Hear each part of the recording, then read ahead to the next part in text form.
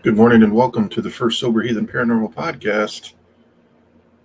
This should be interesting. Uh, we'll get started right after we hear this kick ass music from Lonnie H.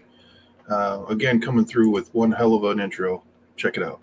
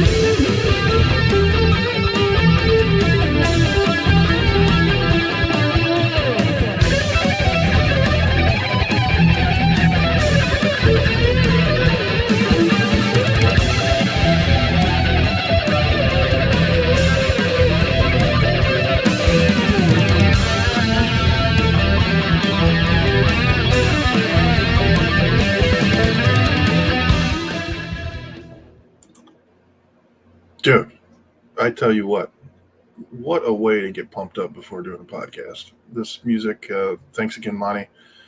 Man, it really just gets you fired up, really gets me going. And I wasn't going to do this for a while, but started working on the graphics a little bit, and then Lonnie sent me the the music, and I was like, you know what? I never prep for shit anyway, so I might as well just give this a go. So one of my guilty pleasures, it used to be a lot uh, more of one. I used to be guiltier when it comes to paranormal stuff, but it was something that I did for a long time. I really dove into. I mean, I went as far as I was trying to become a MUFON, which is the Mutual UFO Network field officer. And I had a bunch of different like MySpace pages and Facebook pages built on. I had a page called GRIP, and GRIP was an acronym for Guild of Researchers Investigating the Paranormal. And I thought, this is what I'm going to do. Well, it turns out alcohol took over, and what I do is recovery, but I still like thinking and talking about the paranormal. So what I thought I'd do is this would probably be kind of a short one, but just to kind of see the feedback that I get. I kind of put together a list of some things that I've witnessed and been through or heard firsthand from another's account. And one thing I think it's important for the skeptical side of me and anybody that listens to this is personal experiences are not evidence.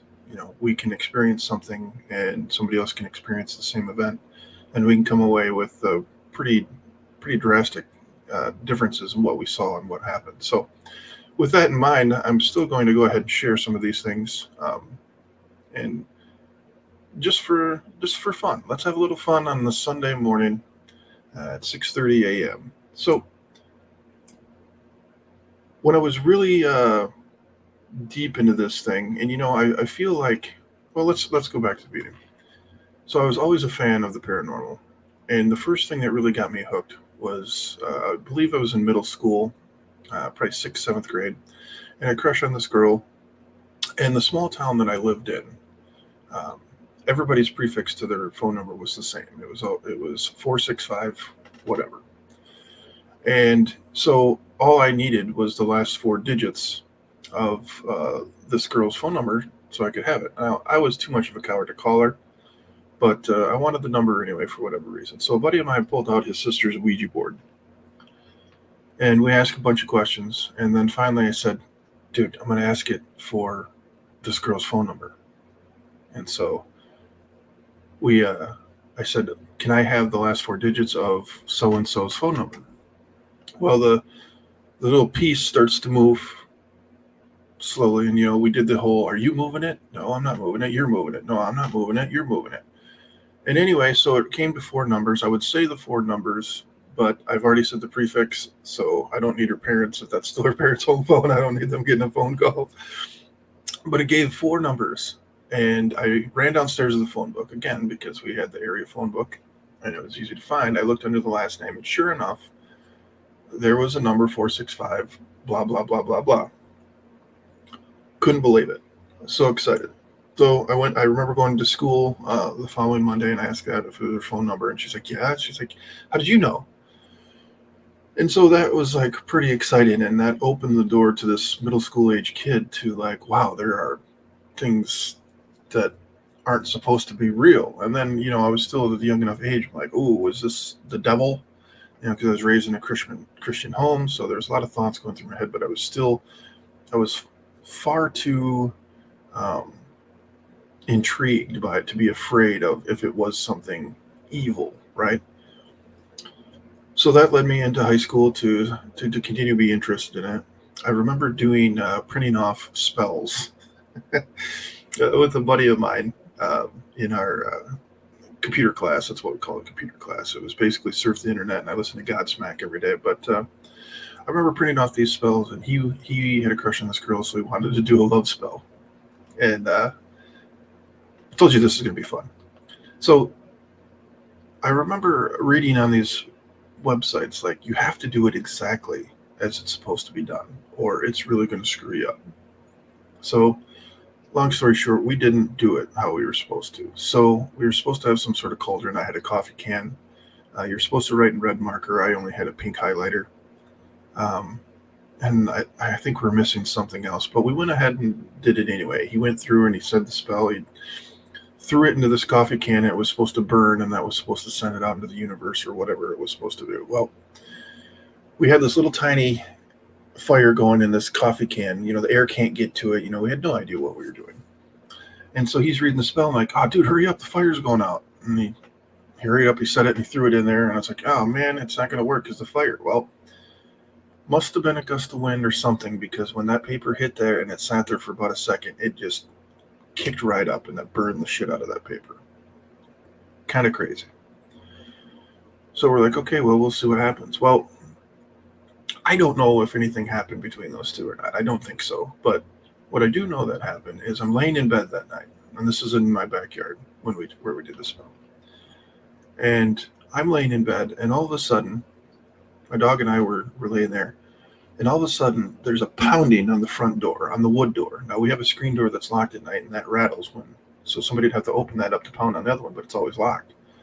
Somebody was pounding on the door. My dog jumped up and flew down the stairs. And he's at the front door just going ape shit. And my room happened to be right above the front door, so I'm looking down, and there's nobody outside. There's no cars. And I remember there were 3 knocks. And if you know anything about paranormal stuff, 3s are supposed to be something. They're supposed to be demonic. They're supposed to be potentially evil. Or at least 3 is it's a prime number. It has something to do a lot of times with these things. So that scared the crap out of me, and I really didn't want to do any more spells. So that's those are 2 things through middle school and high school that kind of really got me going. And so it just grew and it grew. And then MySpace came, and I remember trying to follow pages that talked a lot about the paranormal. And I remember following this one guy, and he was talking about he would do videos and he'd blur his face out, and he would talk about being abducted and all these things. And I remember listening to him like, dude, you're so full of shit. You're so full of shit. You're ruining the paranormal experience. You know what I mean? Like, liars like this give us a bad name. He's talking about being in a tub, full of this gelatin type substance, or this gel type substance. And then he was talking about how they took samples of his fingertips, the skin on his fingertips, and in between his fingers and the palm of his hands. And I'm like, man, why would they do that? That makes no sense. So fast forward a couple years, I had 3 dreams, but I'm just going to tell you about the one. So I woke up in this dream, and I'm sitting in what I could best describe as like a dentist chair. And there's a light above me, kind of like being at a dentist.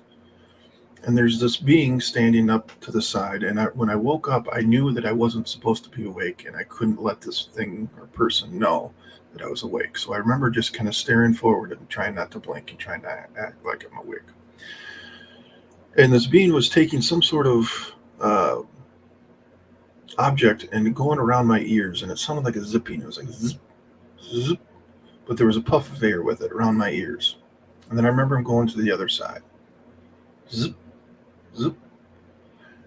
And what's crazy is he took this little hook type thing and picked up my hand and started lightly scraping on the tips of my finger and in between my fingers and then the palm of my hand.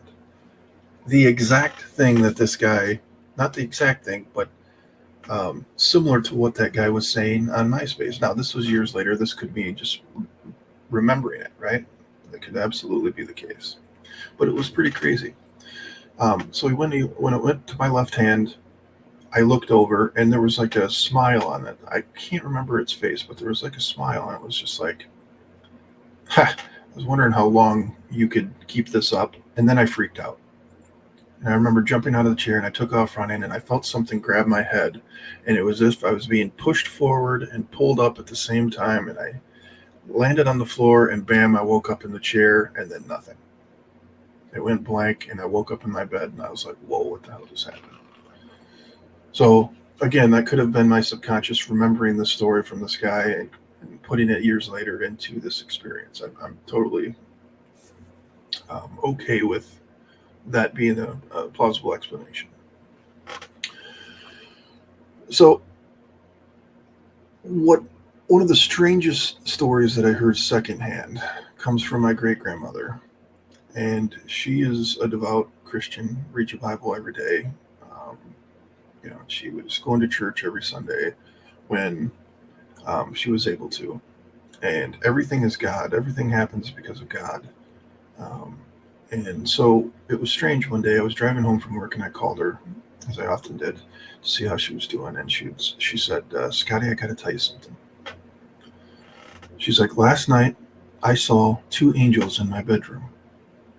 And I was like, whoa. So immediately the paranormal inside in me is like, ooh, what's this all about? So I'm like, well, okay, what did they look like? She's like, well, I don't know. It was dark. It was really hard to say. I'm like, well, just describe it the best you can. And she said, well, they were standing at the side of my bed and they pulled a blanket over my head and then I went to sleep. I'm like, okay, but what did they look like?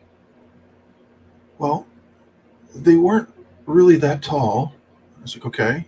And they didn't have any hair and they had big black eyes. And I remember driving and I let go of the steering wheel and I was like, oh my God, you've seen aliens, Grandma. And she's like, what? No, they were angels. She doesn't have really any concept of what gray aliens, like my buddy here in the microphone, if you're watching, she doesn't really have a concept of what gray aliens are. And this woman described to me what gray aliens look like. They're not very tall. If you know anything about gray aliens, they're supposed to be about 3 to 4 feet tall and no body hair and big black eyes. So that was another, that was a first-hand experience by a reliable witness. As far as I don't think she would lie to me. Now, did she really see what she saw? I don't know. Maybe she was remembering something from a show that she watched, a long time ago. That definitely could have been the case. So either way, I think it was very interesting. These are just a couple of the stories that really got me into the paranormal.